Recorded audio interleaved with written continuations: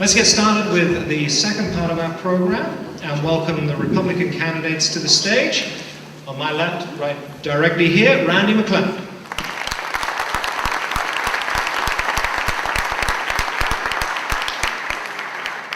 And on the end, Ron Tobin.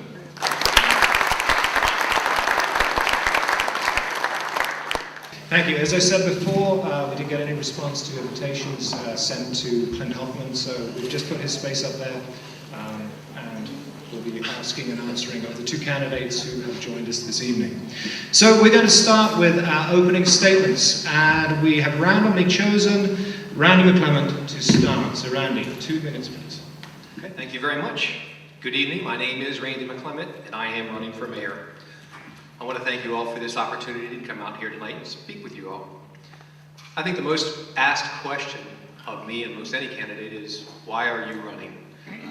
My answer, I believe the city needs a mayor with broad-based experience, a person that can understand the current environment and is willing to be involved in the community, someone who consistently looks towards the future and can make the hard decisions that will ensure Frederick City's continued prosperity. I know that I am the person that can do that, and I would like to be your next mayor. What kind of experience do I bring to the table? For 6 years, I sold high-speed impact and laser printers to the federal government. For 13 years, I managed homeowners associations. That's where I picked up my talent for managing budgets. I was responsible for 20 to 30 different communities. I also did all facilities management for all my communities. And that's where I picked up the start of my people skills. That's where I learned how to deal with people on a day-to-day basis. I also am the proud owner and operator with my family of the Market Bagel and Deli. There's my shameless plug for the night. I learned the ins and outs of how to deal with customers, how to deal with people, and I think that's a very important part of being a leader, to listen to people, understand their needs, and be able to tell them that, sorry, we may not be able to do it your way, but we'll do what we can to help out. My community involvement is not just all business. I am currently the president of the Tourism Council, vice president of Celebrate Frederick, chair of In the Streets, and a host of other things. If elected, my top priorities will be public safety, public works, and public communications. So, I hope you hear good things tonight, and I hope you vote for me for mayor. Thank you.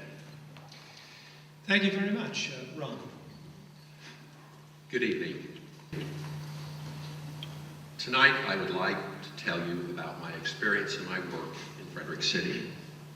I have been involved in all facets of operations in the city for many years, dealing with the present and preparing for the future.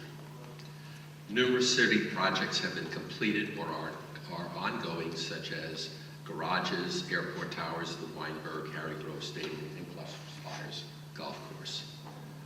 Currently, with the city, my responsibilities are economic development, neighborhood advisory committees, parking administration, the airport, the Weinberg, all city-owned facilities, architectural engineering projects, and construction of Deck 5, and city real estate transactions and capital improvement projects. I have been a downtown business owner. I have 35 years executive management experience. In an architectural firm in Washington, D.C., I was a principal. I was vice president at Children's Hospital National Medical Center for approximately 12 years.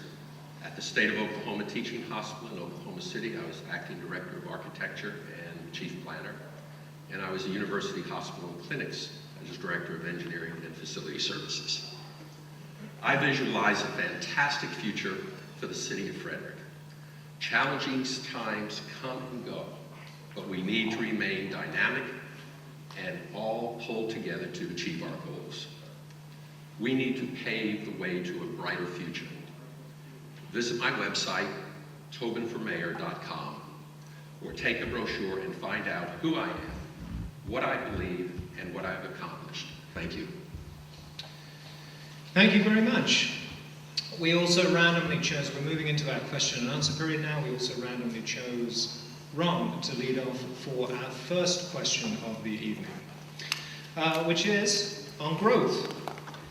Has the city adequately prepared for its growth in terms of its water and sewer capacity?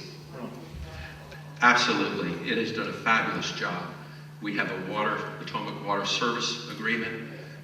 We have moved through improving our sewer capacity and our water capacity and piping. They're all challenging things that occur on a daily basis. We are exactly where we need to be. We are in our comprehensive plan, the county comprehensive plan. We're within those limits. We are well prepared to move forward, and we have done an excellent job. Thank you very much. Randy, would you care to use your 30-second rebuttal time?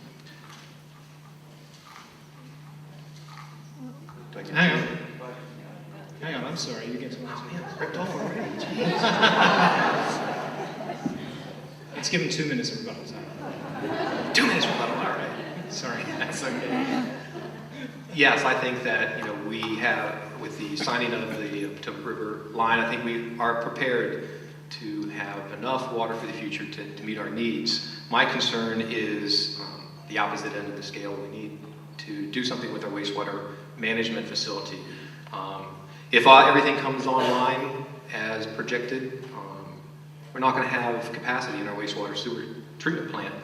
My understanding is going to be somewhere between $30 and $40 million to get the system to where it needs to be.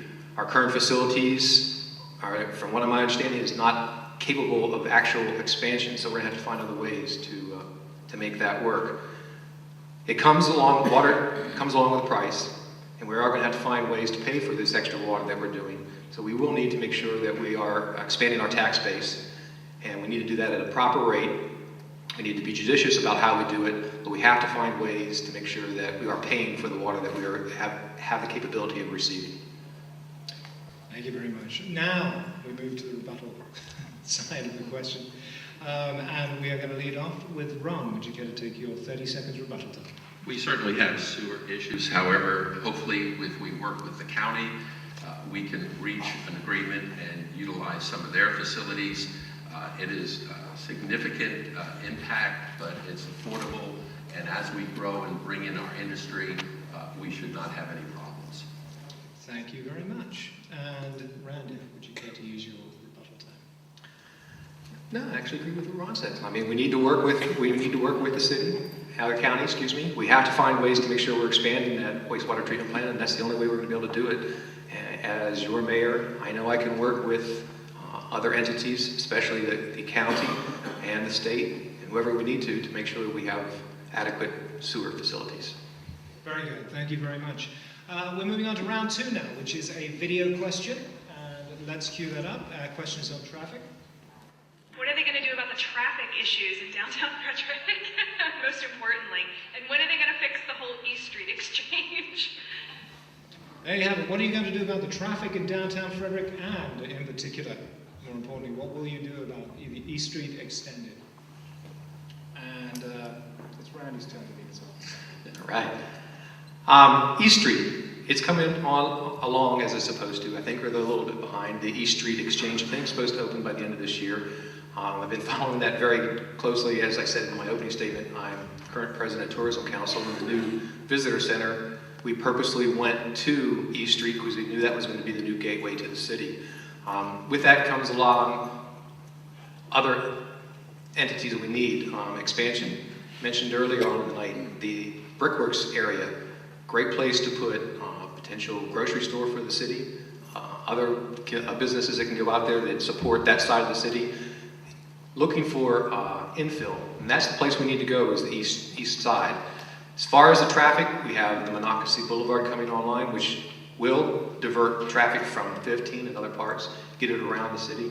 And also, again, get traffic and roads allow for expansion of our tax base, and that's going to be important in these upcoming years. Everybody's heard the state's talking about what's coming down the line isn't pretty, for not just next year, but the year after, and it all flows down to us.